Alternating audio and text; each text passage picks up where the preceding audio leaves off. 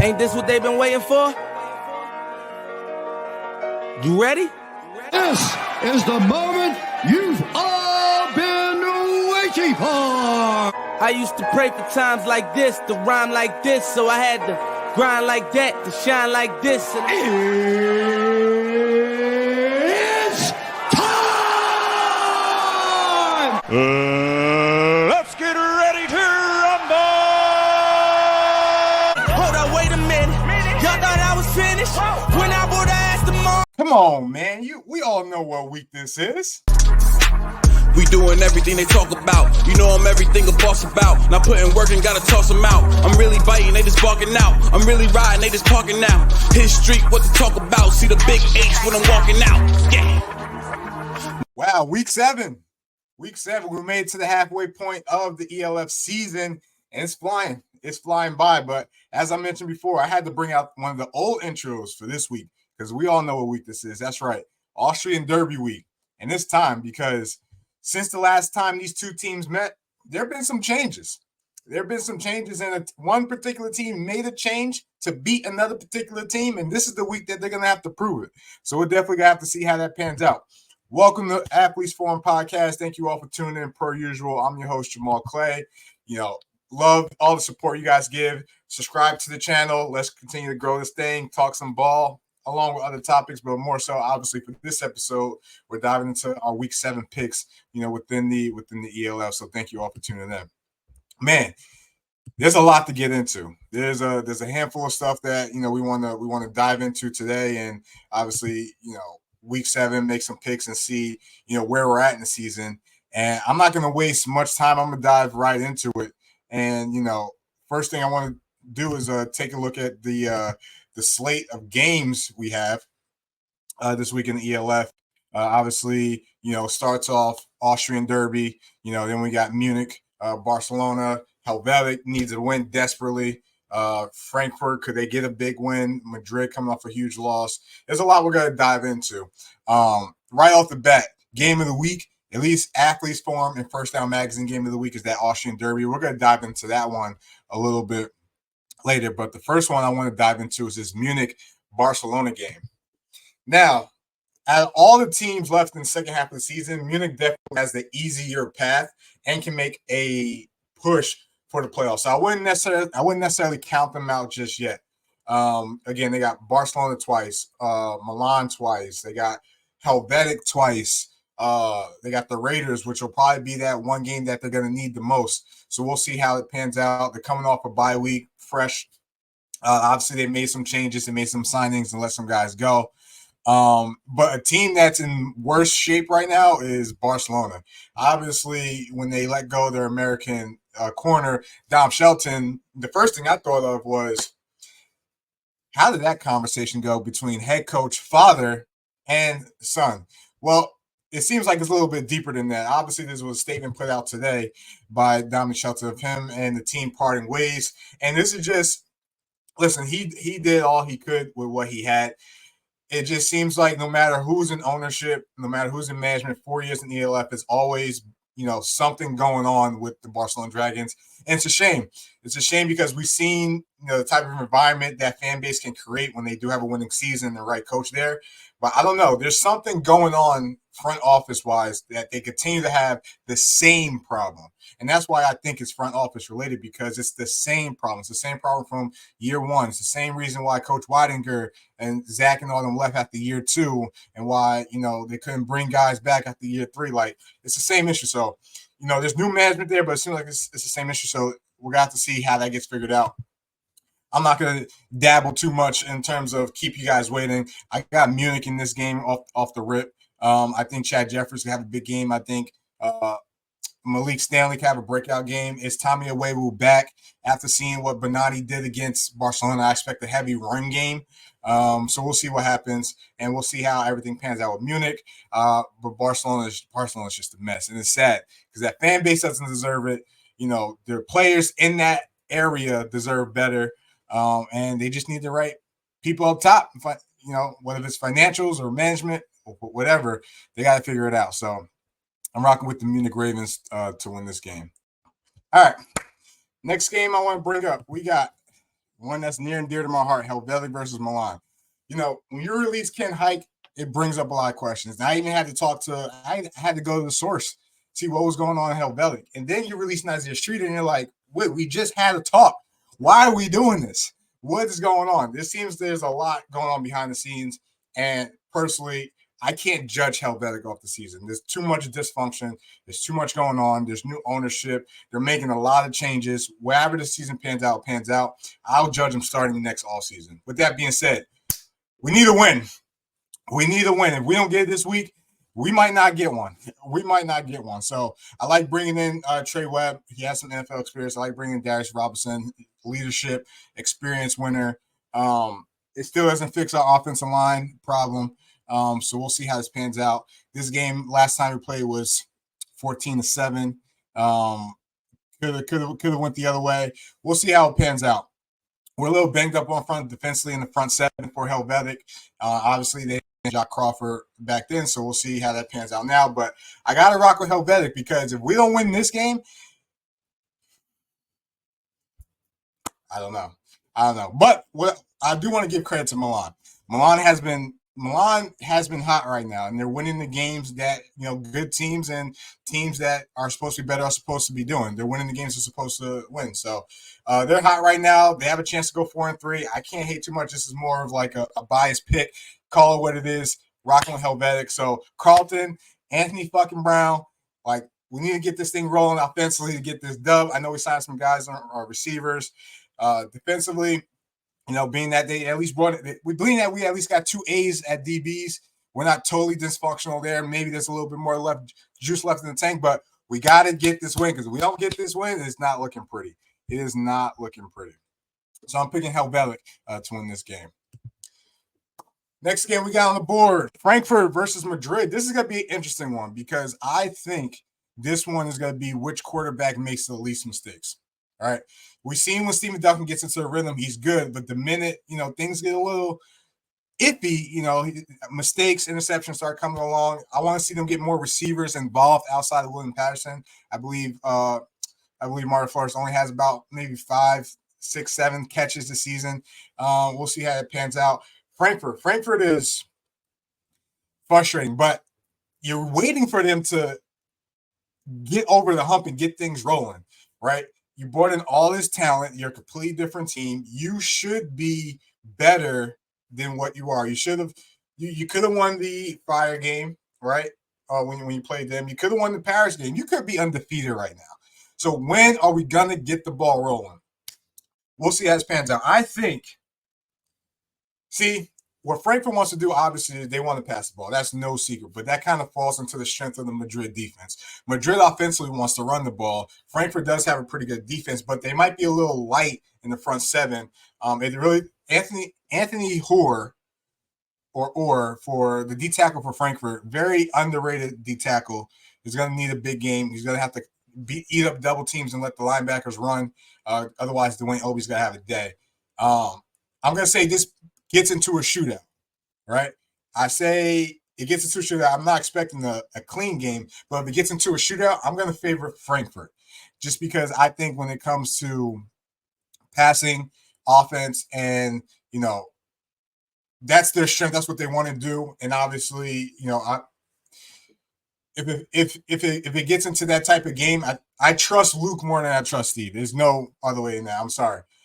Even though Luke has thrown a lot of interceptions, trust me, I know he's shown in Milan what he could do, you know, if it gets into a shootout. So I'm going to favor Frankfurt in this game. This would be the biggest win this season for them if they can pull it off. So we'll see what happens, but I'm going to rock with the Galaxy to win this game. Who we got? Berlin. There's no need to dabble this one. You know, and Throne has probably got the worst passing defense, and Berlin doesn't know how to run the ball. Aaron Jackson, Robin Vilcek, Nikolai Schumann. You know, I think they'll have a day. I think Jacob Solo will have a day. Maybe a good fantasy player to pick if you're interested. Berlin gets the win, but again, Berlin winning these games are not the games they need to win. They need to win the Fire game. They need to win the Vienna game. They need to win the Panthers game. They need to win those type of games if they want to be serious playoff contenders. So I'm going to rock with Brolin. I think they go to them throwers, handle business. On the throwing side, I just want to see them get Nathaniel Robitaille more involved. I don't think he got involved enough last week. We'll see how that pans out. But Brolin gets the dub this week. All right, next thing I'm going to throw on the screen. I don't have the graphic, but Hamburg versus Paris. Again, another one I'm going to keep simple. Hamburg and Frankfurt are two teams I really can't figure out. And one week they look great, and next week they look not so great, and it's just confusing. So we'll see. Paris is on a mission. If anyone hasn't watched Paris is on a mission. If they could finish games, this is another team that should be undefeated as well, too. This is a team that has a lot of depth. I say Paris, Vienna, and Surge probably have the most depth out of all the teams in the ELF this year. And Paris is make a statement. If they can, they're going to put up another 60. It's as easy as that. And they're doing this without Anthony Mahungu. If Anthony Mahungu's back, expect Austin Mitchell to get back to week 1 form, because that was a big reason for him having that type of game with Anthony being on the field. So we'll see how it happens. I'm going to keep this one quick. I'm rocking with the Musketeers to win this game. Paris, they pull off the dub. They hit up the Olympics opening ceremony, and they get ready for week 8. So we'll see how that pans out. Next game, another team that's been having a lot of drama. The Russell Panthers. We get the tough schedule out the way. We already knew that going in, but the play just hasn't been there. The consistency at quarterback hasn't been there. The consistency with the front office and committed to the guys at quarterback hasn't been there. And to be honest, no offense to Duncan, no offense to Irby, but I thought last year with the way Matty Vitale and Tony Tate played and got them to the playoffs after missing it the year prior, they should have brought those guys back. This week we have the return of Matty Ice. I'm happy he's back. I thought he should have been back in the league. And he's going up against Prague, a defense that obviously not great. One of the worst pass defenses in the league. I think he'll be able to spread the rock around and get into rhythm early. I'm going to rock with the Panthers to win this game. Another thing that's been brewing up over there in Russell is they let go of head coach. Him and Dave Christensen have parted ways, and it's weird because you see how they were year 1 to year 2. It's like, where did the disconnect go? Where did it go? Their new head coach, Craig Kulugowski. Hopefully I said that right. I'm sorry if I mispronounced your name. He's going to be taking over. Obviously, he's been there before. We'll see how it pans out. Keep this simple. Panthers win this game versus the Prague Lions. Interesting to see how Prague's new quarterback is coming from the Mexican League. Obviously, this league has garnered a lot of respect, so we'll see how that pans out. Another game, I'm not going to keep you long. This is Ryan's homecoming. Battle of Dusseldorf, obviously, the territory that these guys share. A lot of Cologne guys on the fire now. Glenn Tunga is like 142 yards away from 1,000 yards at the halfway mark of the season. I'm going to go out on a limb and say he gets $150 this week. But I'm going to say Jadrian Clark has his best game of the week thus far. I'm going to say he has his best game of the week thus far versus Cologne. Again, receiver struggles. He's been struggling to get into a rhythm, obviously coming off the type of season he had last year. But we'll see. Again, not going to waste too much time on this, but the Fire are going to win this game. All right. And now we are here to the game that we've all been waiting for, the game that's probably the best rivalry in Europe, and it's the First Down Magazine Athletes Forum game of the week. Ain't this what they've been waiting for? You ready? This is the moment you've all been waiting for. I used to pray for times like this, to rhyme like this, so I had to grind like that, to shine like this. It's time! Let's get ready to rumble! Hold up, wait a minute. Y'all thought I was finished? When I would ask.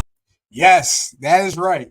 The Austrian Derby. It really doesn't get no better than this game. This game goes back way before ELF times. A lot of Austrian championship matchups were in this game. Teams that are kind of were built similar in regards to developing their youth and their homegrown, and obviously that pans out on the field. A lot of great Austrian talent, not only between these two teams, but spread out throughout the league as well. And this is gonna be a good game. All right, player to watch. There's no surprise here. N'Kosi Perry, player to watch. Listen, the Raiders. The big thing for the Raiders in the first game is that they couldn't finish drives. If they were able to finish drives, that outcome could have been a little bit different, right? But this was the game N'Kosi Perry was brought in for, right? He was brought in for to beat the Vienna Vikings, right? So I'm not just out here just going to say that all the pressure's on him. Obviously, that team has to play well. The team hasn't beat the Vikings since joining the ELF, but this is the game that he was brought in for, and that was to beat the Vikings. So we'll see how this pans out. Obviously, they're going to be without Chafin. They just signed Juan Angelo, I believe is his name, at receiver to come in. But how does he gel in? He's not even too familiar with the rivalry, nor is N'Kosi Perry. So they're kind of coming in kind of blind to, like, the hate and what this actually means, for Austrian football all around the country, not just the ELF. And we'll see how things go. But, what they're going to need is for Perry and Bunati to have great games. Obviously, Bunati's just having a great season. Kudos to him. Perry needs to do a lot with his legs as well, I think. You're going to have to test to see if those Ballo and Schaefer and those guys, how healthy those guys are. I don't know how much passing you're going to be able to challenge them with, especially on the outside. But, we'll see. I think guys like Marco Schneider, I think guys like Adrian Platzgummer are the guys that are going to be the difference maker in this game. If you could test the slot in this game, stay away from Ken Hike. All right, stay away from Ken Hike. But if you could test the slots in this game and then, test the edges of that 3-3-5 stack, that's going to be the difference maker. That's going to be the difference maker. Now, will they do it? I don't know. I'm trying to be in the middle here, but it's just so hard, especially coming from a team that's never done it before. So I'm rocking with the Vikings to win this game. I think, as I mentioned before, they come in with the most depth. They come in just with the most weapons offensively, because they could beat you in the run, they could beat you in the pass. And defensively, this top 2 defense in the league, especially how they're playing. I don't even care what statistics say. Surge and Vienna are the top 2 defenses in the league. My eyeballs tell me that. So how do the Raiders do it? I hope they make it a good game, if I'm being honest, because it was a good game the first game until some things got a little crazy. I hope they make it a good game. So we'll see what happens. But I'm rocking with the Vikings in the Austrian Derby and continue the win streak for the Vikings. So when we look at our game picks between Athletes Forum and First Down Magazine, we're in lockstep, but except for 2 games, right? Helvetic, Milan, Frankfurt, Madrid are going to be the 2 that really make a difference, and we'll see how it pans out. But it's gonna be a great one. It's gonna be a great one, and we'll see how what these teams are gonna look like 7 weeks in now, right? 7 weeks in, what do these teams look like from a health standpoint, from a scheme standpoint? What adjustments? It's hard to beat teams twice, and a lot of teams are playing each other again, so we'll see what happens. But thank you all for tuning in. Subscribe to the channel, drop a comment, like the video, share with a friend. I appreciate all your support. This is the Athletes for More podcast.